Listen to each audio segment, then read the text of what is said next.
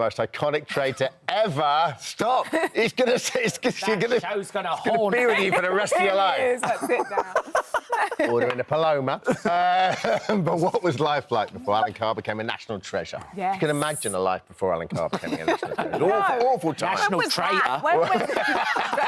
It's changed slightly. Alan's drama-changing ends returns to our screens this weekend, following Alan's teenage years. So, how was the rest of your weekend? We saw each other Saturday.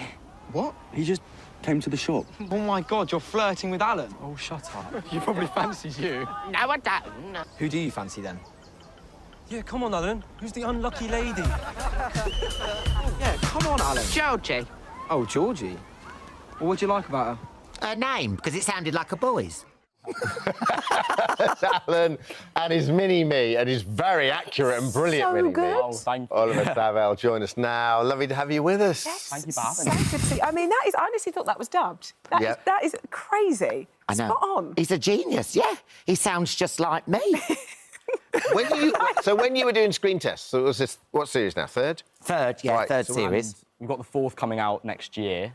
Yeah, we filmed them back-to-back, actually. Oh, Yeah. okay. So how old were you when you first started? Well, we did a pilot before, didn't we? So Yeah. I was only, like, 11. Yeah.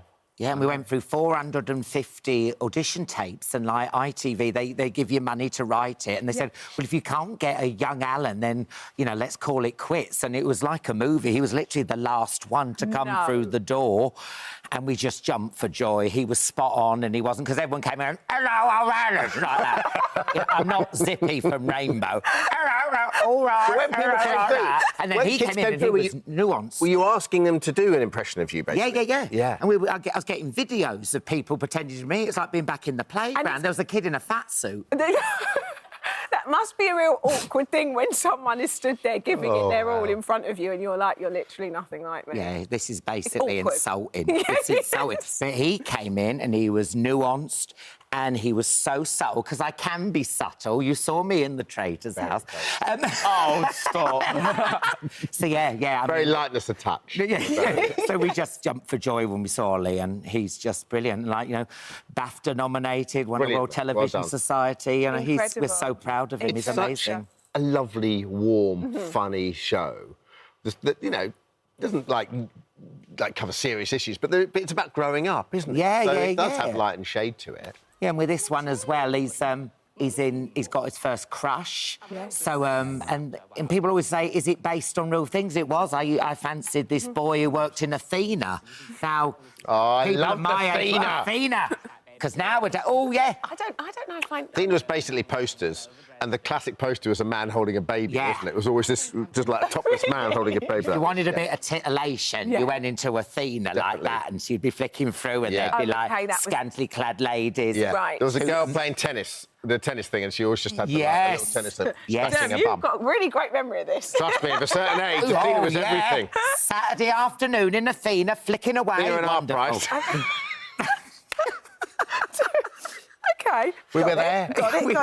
He was But we were there. He doesn't know what we're talking What a about. time to be alive. No, I do. I know Athena, yeah. You know Athena? I do. Who's playing you? His method. Yes, exactly that. He is. Done his research. He is. Dear Oliver, is it this sort of changed your life altogether? Like, when you're out doing your own thing, are people now recognising you as Alan or as... No. No? No, not at all. My friends don't really. I mean, they love the show. They don't really care. Like, I got... So the day that I got home from, like, the BAFTAs, so the BAFTAs was the day before. Yeah. I got to school, and my friend was like, oh, I thought the Greg guy was going to win. I was like, oh, cheers. Oh, That's great. Charming. That's true friend. Charming. No one will humble you, like, exactly, like Yeah, a no one true humbles like a friend. true friend. And how, like, you've sort of flipped into the accent there. How did you work to sort of being as incredible as you are? Did you have a dialect coach? So I had... Because obviously there's a break between filming the series, so I kind of need to get back into the groove with the Right. voice. So I'd have, like, a couple sessions with a dialect Right. coach. But I was just worried, particularly this season, because my voice had gotten quite a bit deeper. Yes. So... As has Alan's. I'm so jealous of him. No, but that's the Mine thing. would go down. But his voice is actually really deep. So it actually kind of helped a little bit. Right. I feel like... Because the voice has kind of changed from Kid Alan to kind of Alan more now. Yes, of course, as it would naturally. But on set, though, people generally didn't know who was talking. you know, because we just sounded because so you similar. don't break character when you're... Oh, no, I do. I'm very method, you see. I'm like that.